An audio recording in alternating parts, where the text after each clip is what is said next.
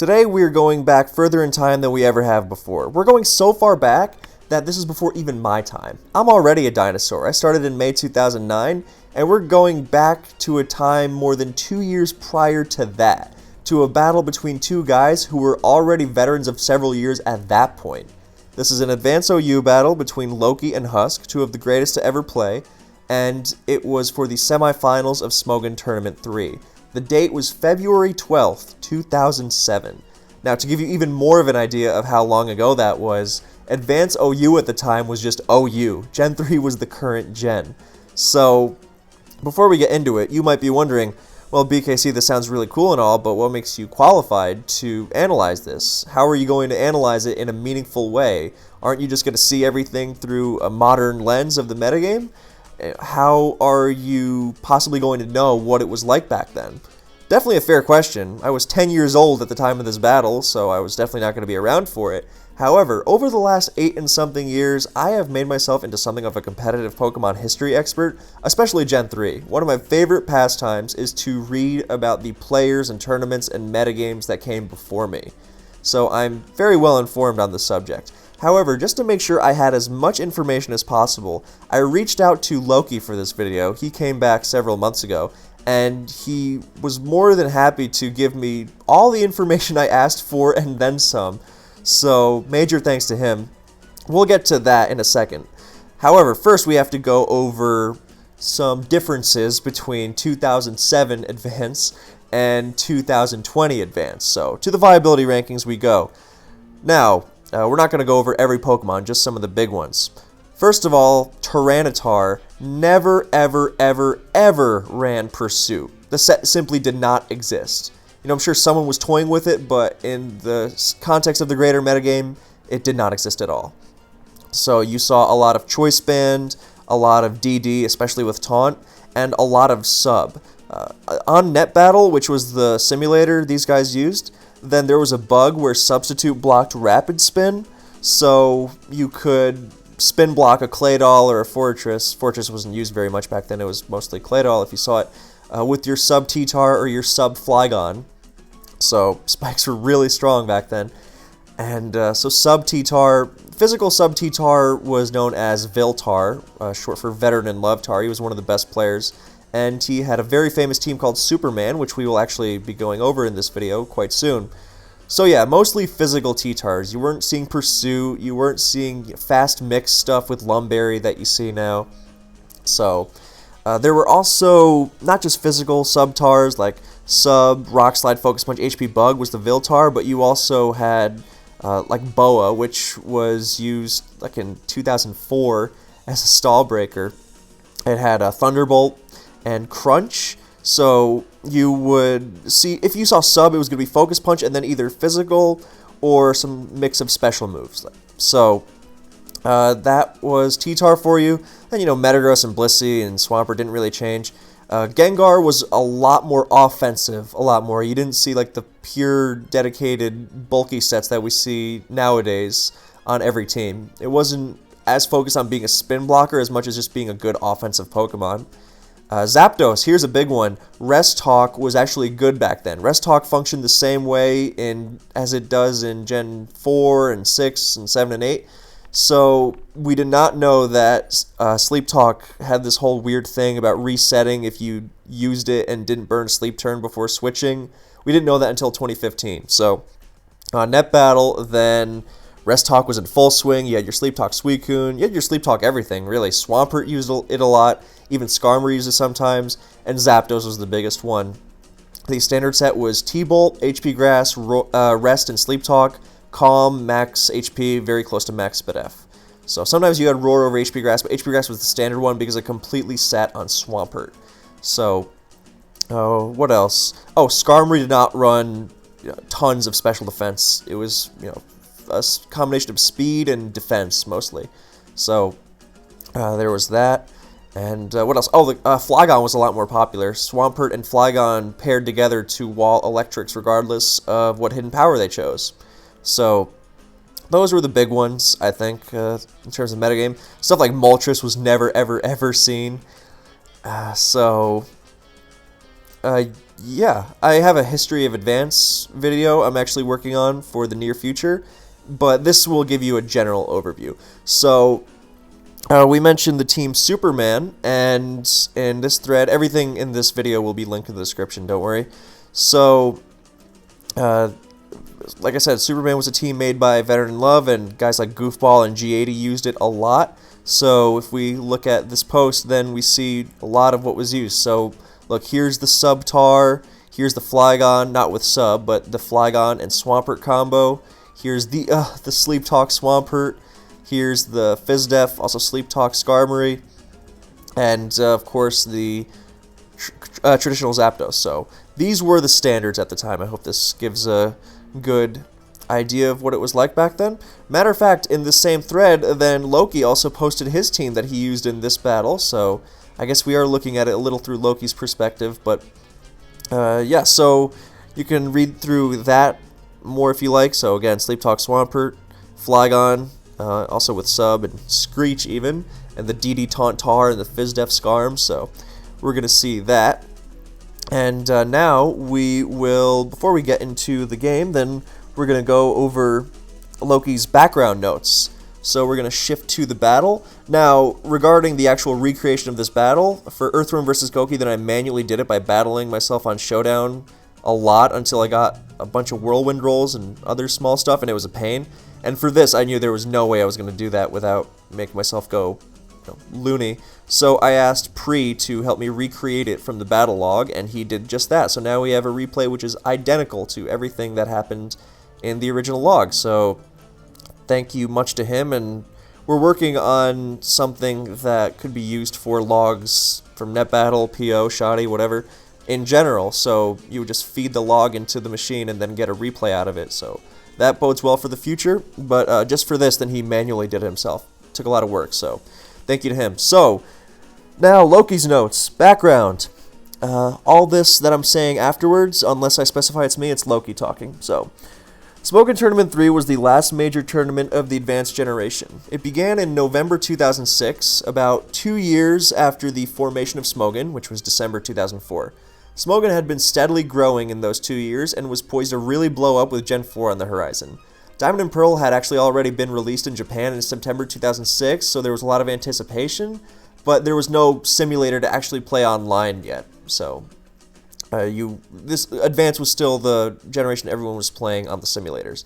So tournament had 192 players, which was the biggest Smogon tournament to date, with 3 divisions of 64 players. So the Ruby division, the Sapphire division, and the Emerald division. So the battle against Husk was the finals of the Ruby division, and the winner would advance to the round-robin finals. Husk was considered one of the best, if not the best, advanced player at the time. Both of us had difficult paths to the Ruby division finals.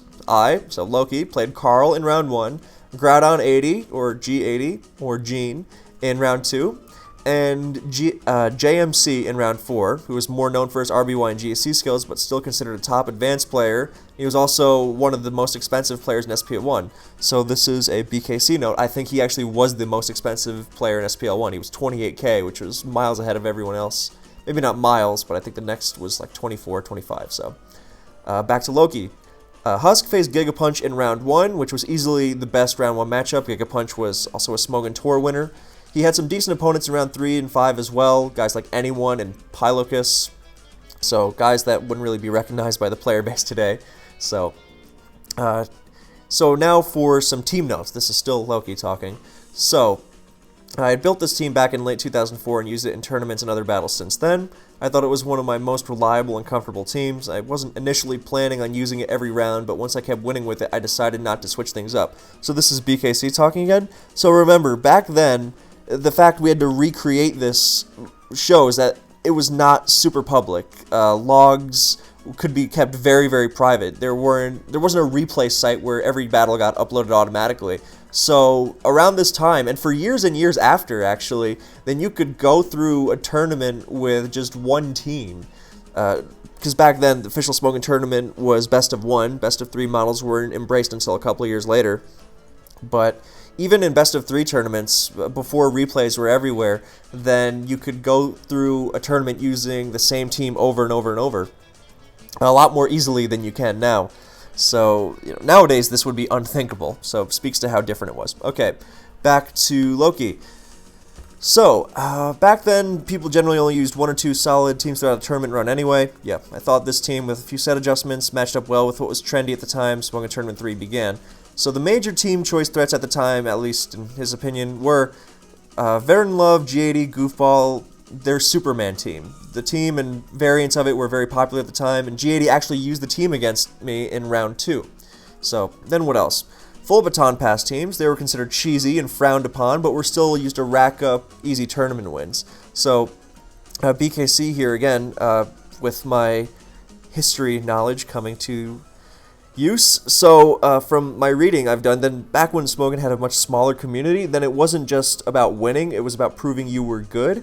And if you used baton pass, you were pretty much admitting that you could not beat the other player, so you just had to hope they couldn't handle it.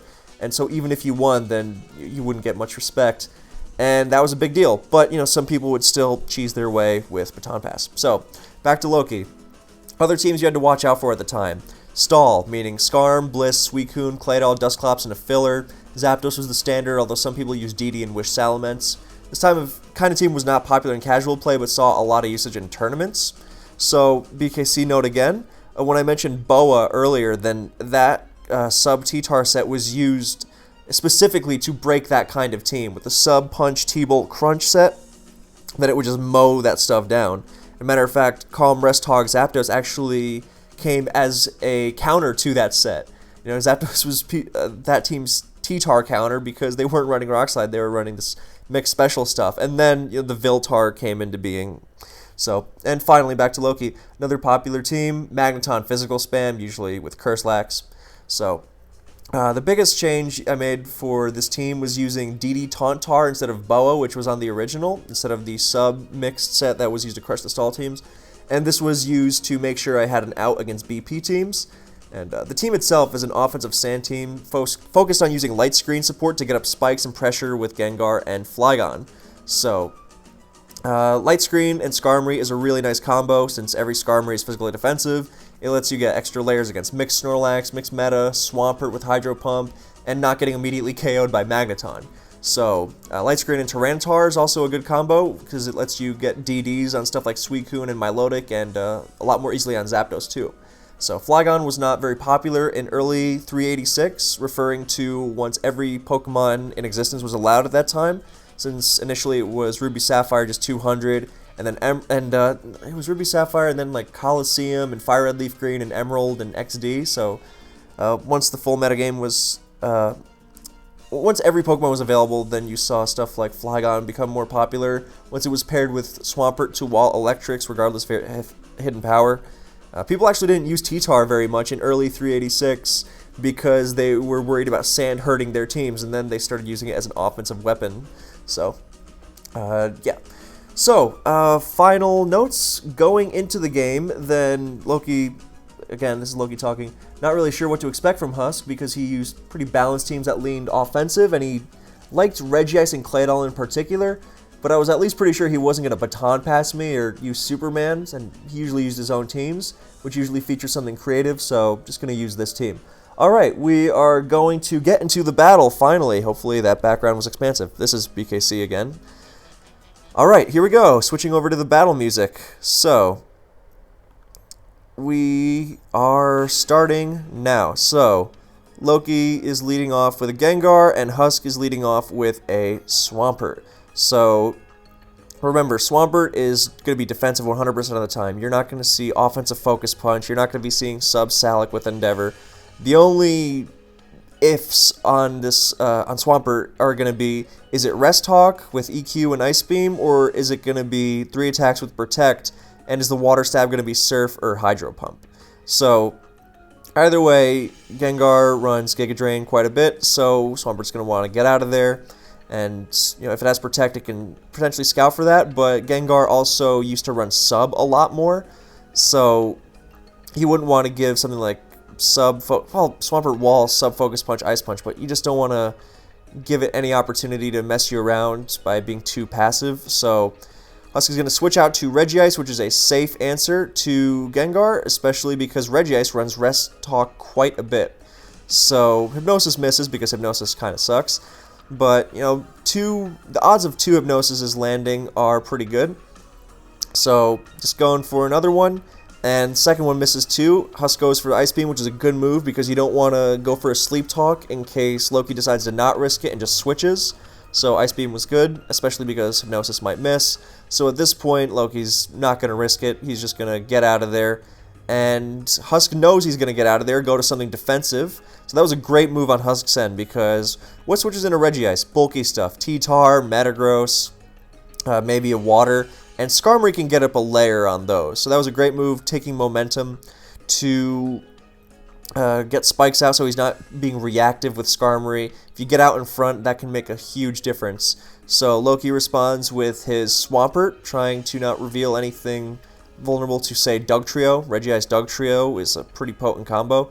So, and this might also suggest Rest Talk Swampert if he's willing to let it take an Ice Beam. Because Protect Swampert is good with longevity, but Rest Sleep Talk takes a bunch of hits, and you think you've worn it down in a DD tar range, and it rests. So, might be a case of that. Prevents it from exploding on a more special wall if he has a Blissey. So, now he's going to go to T-Tar. So, T-Tar into Skarm seems weird. He doesn't want to get Gengar Drill Pecked. Skarmory ran Drill Peck a lot, actually. Sometimes they even ran HP Flying, because HP Flying plus Whirlwind was legal, but Drill Peck plus Whirlwind was not. And you wanted Whirlwind for Baton Pass teams, for Soundproof Mr. Mime, who blocked Roar but did not block Whirlwind. So, he goes to T-Tar, gets up the Sand. That's going to pressure Regice already when it switches in later. And Skarmory has to run because, again, physically defensive, not running max Spdef careful Pro-Tox stuff, Protect Toxic for the newer players.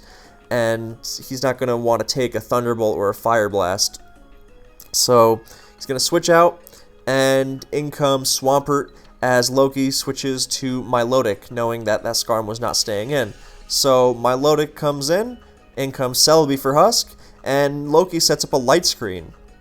So Celebi is not, at this time, is not running offensive Calm Mind stuff. So the likelihood of HP Fire is very low. And Skarmory Magneton teams don't really exist. So once the Skarm shows up, it's a very low chance of Magneton. So Loki's Skarm is looking pretty nice here. Celebi generally runs Leech Seed stuff and Calm Mind Leech Seed as well. Or just full support with Parasong, Heal Bell. That was a lot more common back then. But Leech Seed, Calm Mind, sometimes Calm Mind Baton Pass as well. But either way, Skarmory is very safe here, and that is what comes in. So Husk just goes right for a Calm Mind. He's not breaking through it at all. And he goes right for a Baton Pass, and Loki roars it out. So he's not... so that's how confident he was that Husk was not bringing Baton Pass, because he has Roar on his Skarmory as opposed to Whirlwind. So... he does not want to give the pass. He doesn't want to give up the pass. He thinks, look, I'm going to be able to spike on a lot because I've got a Light Screen up. Here we see the Light Screen Skarm synergy. And it's not worth it to give something a potential boost when I could just get the spike up right after. So that was well read. Now Swampert comes in. Skarm is very free here. And Husk reveals Zapdos. So even with Light Screen up, you're not going to want to take a Thunderbolt with this. Even with Light Screen up, and even though it's probably a defensive Zapdos, because that's the standard, the HP Grass, Calm, Rest Talker, then you're still not going to want to take the T-Bolt. You're going to need Skarmory to phase out the Celebi, especially because next time Celebi comes in, you might not be able to get a Light Screen up.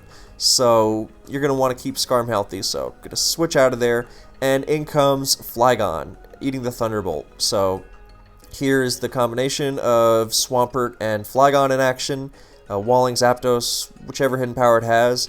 And again, the standard absolutely is HP Grass, Calm, Rest Talk. Now, on a team with Baton Pass Celebi, maybe you'll see something different, and you never want to assume and get a Pokemon killed because of it. So you want to be careful. But Husk just switches out, and Loki goes for the Rock Slide because that's how common HP Grass Zapdos is. Now, nowadays, if you're trying to do that, you would probably want to switch out, but I can't emphasize enough just how standard that Zapdos was. So, Yeah, and in the notes Loki sent me, he was certain it was HP grass because nothing else was really used at that time. So it seems like a risk, but it wasn't really. So, yeah. Oh, and early on when he went to Scarm, or T-Tar and the Scarm, he was bluffing the Mixed Tar, the Boa or something else that would just threaten Scarm immediately, because we know that he's DD Taunt. So, yes, that is confirmed. Alright, moving on. So, Swampert's in. Swampert is not a great Flygon counter over time because Stab Earthquake actually hits really hard, and of course there are spikes. So Husk isn't going to want to just flail helplessly, and he makes a great move here, goes to Celebi, and catches Loki's Milotic. So now he's got the advantage once again. He can threaten with Calm Mind, and since Skarmory does not run a ton of special defense, then a +1 Psychic will sting. And if Husk is able to do that over and over, he might be able to pull off a pass, and that might get ugly. If his last Pokemon is something like a Gengar, which has the speed and coverage to really make use of it, or potentially nothing really wants to switch into a +1 Regice here. So, yeah, he's got the Calm Mind, so now Loki can either go to Skarmory and get, battered by +1 Psychic, or he can go for a Light Screen. But it doesn't seem like he's passing anything super threatening right away, so he'd rather just get up the Light Screen and deal. So now the Baton Pass goes off, here comes the Zapdos, and so Zapdos has got +1/+1, so, but right, it doesn't seem like a big deal because Flygon will still deal with it, just goes right for the T-Bolt, and so he's going to have to switch out, but nope, now he pops HP Ice, and it crits and takes Flygon down. So, a couple things on that. First of all, I really liked the bluff there. That was, I know Husk personally. I remember he was doing these seminars for Battling 101, Smogon's tutoring program, a couple of years later, and he stressed the importance of acting like you don't have a move, just so you can make it useful later. And that was a lesson I always really took with me. Like not revealing a move on Mixed Infernape in Gen 4, for example, and then popping it later. And that was a prime example of such an idea, because there was no rush in getting that HP Ice off. What if you just pop it into Swampert and then you don't get anywhere, because now he knows that the Swampert will wall you all day long. And instead, when you hold it back a little more, make him confident that he doesn't have it, especially with how common HP Grass Zapdos is in this metagame, then you get a KO out of it. So now, yeah, Swampert walls you, but you also got the Flygon out of the way, and you're up 6-5. So now here comes the Gengar. This is looking dangerous, because Hypnosis accuracy really sucks, and he's not going to come anywhere close to a KO. He has to do something risky. We don't know if it's Rest Hawk or if it's got a Baton Pass set of its own. So either way, Loki's in a really dangerous spot here with the Hypnosis. He's got to hope he gets lucky, because a lot of Gengars at this point are Hypnosis 3 attacks, so Giga, Ice Punch, Thunderbolt. So it really looks like he's up the creek. At the same time, Husk doesn't really want to switch out, because that could get really ugly. Why lose? He could potentially get put on the back foot with Regice, and when he could have just taken the Gengar out. So, crucial turn here, and Loki just goes for a bomb and blows the Zapdos up, and that was enormous.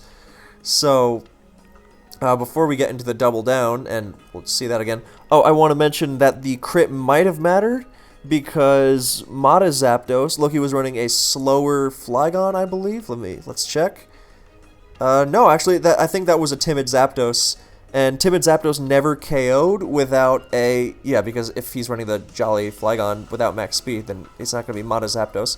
But yeah, the Timid Zapdos never KOs with that HP Ice, because Loki had 80 HP, 8 Spadef Flygon. So HP Ice actually would have done 99 maximum, but would have left him at 1 HP with max damage. But at the same time, Rock Slide is not KOing in return, and so he's going to have to pull something similar with Gengar, so Loki doesn't think it mattered too much. So the boom on Zapdos is, of course, enormous, because the rest of his Pokemon are a lot less dangerous to deal with. And of course, the last could be unrevealed, but he managed to maneuver. He lost 2 Pokemon into the Zapdos, but he also got rid of the Zapdos, so all in all, it's fine. So Loki decides to go to Swampert. Interesting choice. I'm not really sure what he was expecting. You know, if it on a double down against Regice, he doesn't want to switch into the Regice right now. So, you know, actually, no, I agree with that move. That was a... The more I think about it, the more I like it, because, look, if Regice comes in to threaten out, you know, Milotic has to light screen in his face and eat a bunch of T-bolts, and then you're switching into it and recovering, and it can get ugly, and Skarm obviously doesn't want to do it, and you don't want your T-Tar to come in and take spikes and reveal the lack of leftovers and get chased out by Swampert for nothing. So Swampert was a very safe choice, I think, because Swampert on Swampert is fine. Skarm on Swampert, that's also fine because you just go more spikes. And Celebi takes more spikes and you have a healthy Skarmory to phase it out. So at this point, it's all about finding out that last Pokemon for Husk. Because something fast like a Gengar or, you know, God forbid a Starmie, or even a T-Tar, depending on the set, can be really dangerous. So now DD-Tar, not so much, because the idea of Loki's team is to be the double water, as he explains in this one, is that a lot of people were focusing on weakening the water type on the opposing team and setting up a DD sweep with Salamence or T-Tar, so just use 2 waters to get around that. So it's a cool idea. The problem is if Swampert goes down and then Husk does something like call Mind Pass to a DD-Tar, because then Milotic's not going to be able to hurt it in return with Surf. So he's got to be careful. But again, with the Rest Hawk on Swampert, he doesn't have to fear a random Toxic or just getting battered down. And weakening Husk's Swampert is really good for Loki's own T-Tar. So while he can shrug off the damage, so now that he sees Surf, he knows it's a Protect set, so he's not going to be healing in return with the, he's not going to be healing in return with his own rest, so now he can just get his own rest off, and, you know, when, he doesn't want to take the Torrent Surf necessarily, but he manages to stay healthy while chipping Husk's Swampert down really hard. So Husk was hoping, you know, if I can bring this Swampert down myself, then that can be easier to finish the game off with a Calm Mind Pass to Regice or something. If I can dance around that T-Tar, because Regice is still insanely threatening. And Regice is going to beat these 3 Pokemon, most likely, Swampert, Milo, and Skarm. And depending on the last, if you can take out the T-Tar, then it's really, really threatening. So the Surf really throws a wrench in that. Of course, this Pert is also a major... You know, Milotic can get the... Pert is also a major setup fodder for the Celebi. And Milotic coming in here, you know, it's nice, but it's also getting worn down, so you really got to be careful around that last, especially with the sleeping Pert. So the Roar on Skarmory is really big because you really want to reveal what that last is as soon as possible to reveal how you're going to play around it. So the Celebi's in again, threatening once again, especially because the unknown last Pokemon is the deadliest. So he goes for a Psychic, and he's chipping Milotic even more. So now Loki is... That was a great move. You think, well, that doesn't do anything. That was a really, really great move. Because look, either Milotic heals up now, or it switches out to Skarmory, and Husk Calm Minds and gets phased out. That's not really the problem, because if Milotic does not heal here, then it's at 22 after spikes, and it's basically dead, and that makes it so much easier to clean up the game with. So that was I don't think a lot of players nowadays would have considered that. I certainly wouldn't have. I'd be so fixated on Calm Mind, because then you batter down the Skarm and whatnot. So, but with this, then... before, the Psychic doesn't look like it does a lot, but before Milotic was still at least, serviceable in terms of health, and now Husk is forced, with this move that, was probably not expected with how obvious Calm Mind seemed, then he's set it up so that Milotic is now in between a rock and a hard place, rather than Calm Minding and then passing out. I mean, that obviously could have been done, but I like how instead of just Calm Minding and possibly doing nothing to Skarm, then he really forced something. Either no light screen or no recover, so Milotic was never recovering there. It was either light screen or Skarm. So I really like how Psychic covered both of those options. So I'm going to stop myself before I keep going over that, because I know I have a tendency to repeat myself. I'm working on that. So now Calm Mind looks like the move, and it is. So Loki's got to recover here. And now here's the tough part. Now Husk gets the pass off. That's what that move was all about. Either no light screen, so Skarm's going to get chipped down by the Psychic, or, you know, he's in this spot where he either has his weakened Milotic because he went to Skarm to prevent the pass, or he, you know, keeps Milotic healthy, but the pass is going to get pulled off. So now here comes the Skarm. It's still going to it's still going to be able to phase out. Excuse me, because of the light screen, but he's still going to take the hit, and Regice is softening it up. Regice is going to be able to come back later against the Milotic and do things once again. So T-Ball doesn't do too much. Regice still runs a pretty defensive spread on its Rest Hawk back then, and even with the light screen, then even with the +1, then light screen helps cancel that out, and it does a little less than half. So the Roar and Dugtrio is revealed, and that is both a sigh of relief to Loki. You would think, oh, well, Skarm is just going to wall everything. You would think, right? But here's the thing. Look, Swampert is pretty much dead to the T-Tar, right? So if Husk manages to trap the T-Tar, then that's the game. Celebi and Regice are absolutely going to win, especially with Skarm. So he has to be, you know, you would think, oh, well, Skarm just going to win the game easily, but it really is not that simple. Dugtrio is, in a way, terrible for Loki to face here, because the T-Tar is no bulk DD taunt, not even lefties, so Doug absolutely will finish it off, and, you know, Regice is a threat in and of itself. Now, of course, right now, Loki is in a great spot because he's got the Skarm in on the Doug, so that's wonderful, but he still has to be really careful, because Doug taking out the T-Tar could really let Regice, you know, run away with the game. So he's got to be really careful. So here comes Regice again. Now the question is, Spike again or Whirlwind? So Spike again is, you know, Whirlwind is fairly safe, but Spike again is definitely superior if Doug stays and tries to chip. And Loki makes a great call in spiking, because this makes Regice as non-threatening as possible. The second spike tends to kind of suck if you can't get the third, but also there goes the light screen. So now Regice is in. A great move by Husk, not flailing around, not giving him layers for free, forcing Loki to make the Whirlwind play, knowing, look, he's going to try and play it safe. He's got to wear me down he's got to wear the Celebi and the Regice down with the what's it called? With the spikes. So the second layer kind of sucks if you can't get the third, but the second layer is also, you know, good. So when you're scrapping for every percent that you can, and that's what you're doing here.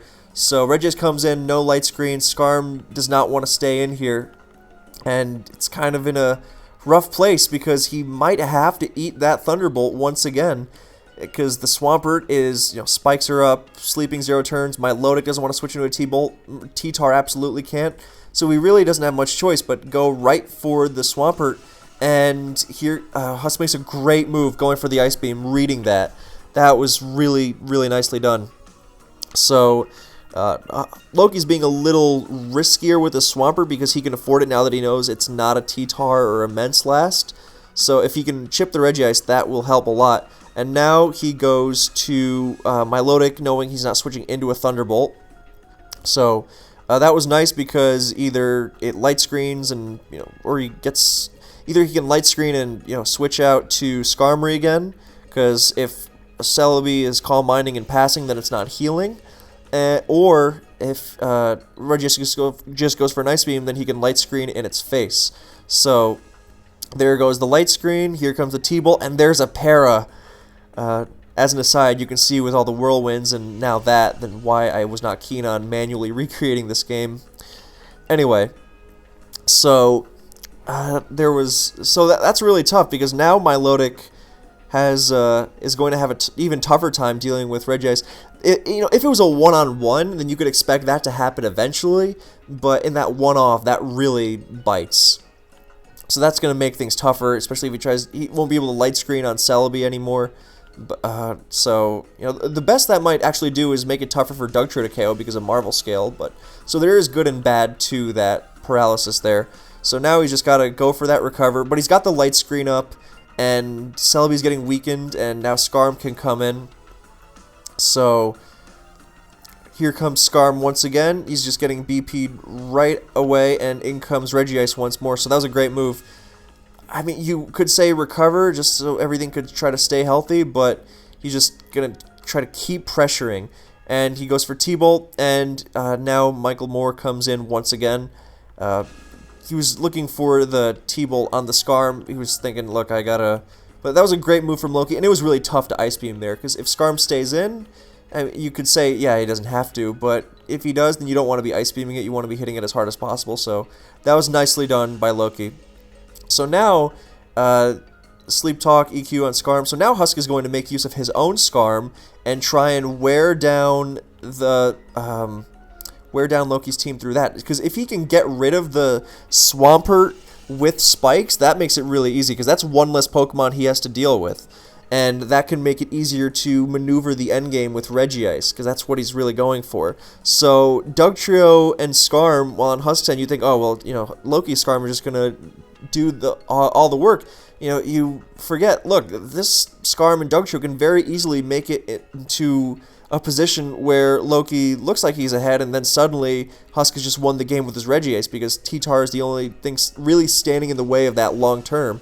So with spikes down and, you know, good whirlwinds, then he can take out the Swampert, and Loki goes right to T-Tar, not trying to mess around with Scarm whirlwind stuff. That could be ugly. He goes to T-Tar, trying to bluff some sort of mix thing, and he is met with a second layer of spikes. Oh, it is lefties on this. I thought he switched over to Lumberry.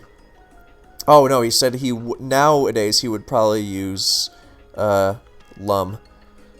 Alright, so he does have lefties, so let's fix that window. So at least so actually that's much better, because I was thinking, well, how is he really going to bluff a mix set if he's Lum, because that's very obviously something with DD.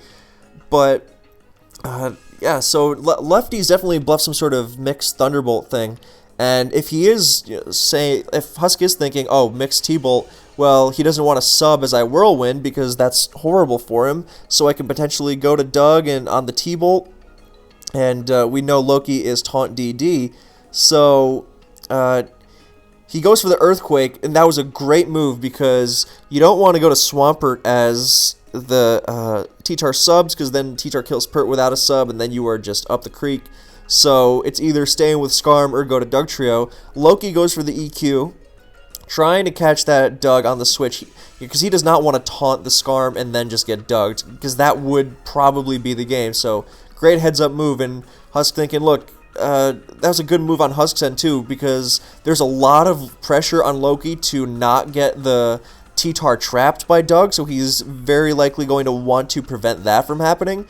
And the fact is, Scarm can take one hit, and he can heal that up on the Rest Hawk Pert, on Loki's own Skarmory, so it can be worth it to get some information about the set. And now we see the EQ, so that's saying, okay, DD taunt, that's what he's afraid of. So he Whirlwinds in the Swampert. So no damage. He's going to be able to get the third layer of spikes or a Whirlwind. He gets an Ice Beam off, and that does a ton because it crits. And he Whirlwinds again and brings in Skarmory. So Loki's Skarmory looks faster. And Husk is going to Regice on the third layer of spikes. I think he was looking for, if he got the third layer, that might have really helped out. But I think he was not expecting Loki to just stay in and Sleep Talk. I think he was expecting another switch. But now he goes to Regice on the Scarm. So now he's threatening. Now it's tough because he's actually he has to rest here, and if he doesn't have it, then he's out of. No, he doesn't have to rest. I thought he was at 31. I'm sorry. So if he's at 37, he could still rest after Sand. He won't be able to come into an attack, but it's still going to be tough for him. And he does not want to get stuffed by Swampert once more because Swampert slept 2 turns, and because of the way Sleep Talk used to work. Then he would have woken up and he would have been able to EQ Regice and threaten it out with the third layer up. So he wanted to go for the Ice Beam, and Loki stays in and Whirlwinds. So roars technically, and so both Scarms are putting in overtime here at the 11th hour. So here comes Celebi, and it recovers. So now we see the Drill Peck, which was common on Skarmory then, and it's not doing very much because Celebi runs a lot of bold nature. So he Psychics, chips it down. Here comes Regice, and if he has rest, he's got to use it here. But oh no, he can't because he's So that whirlwind was potentially the game, because if once he got to drag Regice in like that, then he's going to be faster, and Regice obviously can't switch out. So Regice goes down, and that's probably going to be the game. So that was really nicely done by Loki. Tough spots for both players, but he was able to outmaneuver him, and it's still not 100% over, but it's looking pretty over because Celebi is not so self-sufficient anymore. So we're just gonna, so Celebi comes in once more, and yeah, so it was all about the Regice, and he might not have been Rest Hog after all. He might have been the old set Rest with Psych Up or Seismic, or I don't think he'd be Ice Beam, T-Bolt, Seismic Toss Rest, but Psych Up Rest maybe. But yeah, I think again, this game is more than 13 and a half years old, so I'm sure even Husk would have some gaps in his memory there. But yeah, so at this point, I think he was just trying to be as aggressive as possible. When he didn't go for that third spike and let Swampert just stay in, then maybe that would have been different. But Loki made some really nice reads with the Scarm staying in on Regice there and not losing his Swampert, because actually that turn was really crucial, and we're going to go back to it because the rest of the game is kind of self-explanatory with Scarm just finishing the deal. So we're going to go back to this turn now that I've just fully realized. So look here, if T-Tar goes down, look, if Swampert goes down to the Ice Beam here, then T-Tar has to come in, and then well, Regice might get sacrificed, but then Dugtrio takes out the T-Tar, and then it's Milotic and Skarmory against Husk's Swampert, Celebi, Skarmory, and still Dugtrio. So I think that turn was insanely crucial, and I'm glad I actually picked up on that before this video was over, because look, so here, the situation where he Ice Beamed, that was really, really nasty, because if Loki does get his... I guess you could say if he was planning to sack Regice, he could have just Thunderbolted, and tried to sacrifice the... he could have just Thunderbolted and sacrificed the Swampert, stayed in on Swampert afterwards. But actually, no, that doesn't even work, because then Swampert can potentially rest. Yeah, no, he had to Ice Beam it on the switch, because then Swampert can rest and beat the Regice one-on-one, and then he doesn't get the Swampert and T-Tar out of the way, and he's just falling further and further behind. So that was a really great move, because Loki said, look, even if my Skarmory goes down to the T-Bolt, then my Swampert heals up, and, well, then he doesn't stop the pass anymore with Celebi. I don't know. So, see, that's what makes it even tougher. There was so much going on this turn. So you could say, yeah, he goes to T-Tar and he threatens the passing Celebi, which is Calm Mind, BP, Psychic Recover, because Celebi has to BP out immediately, and he could just EQ, and he's getting hacked apart by spikes, and I don't know, it's tough. It's really tough. Yeah, it would have been... See, so that's why that move was so crucial, because if he Ice Beams Swampert on the switch, that's game, and if he T-Bolts and Swampert rests, then that's also that's game in the other direction. So Loki made a really great move there, understanding the situation, and Husk made a great move too, going for it. Not a lot of people would have considered that line of play, I think.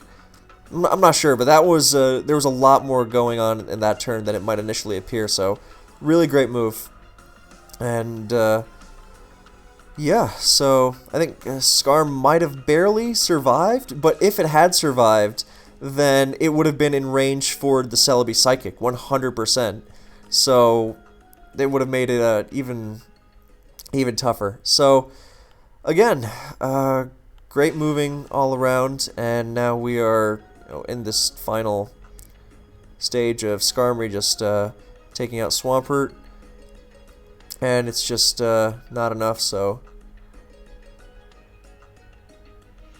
yeah, if you guys want to watch the replay, I can this replay, then I can have it uploaded somewhere in the Discord server, I think, so you can just download it.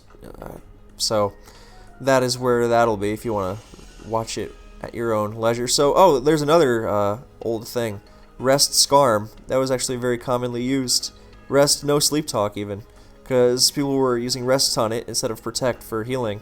So, yeah, crit flinch from Doug there, but not going to be enough, and Skarm is and now T-Tar is going to win with DD and Taunt. So,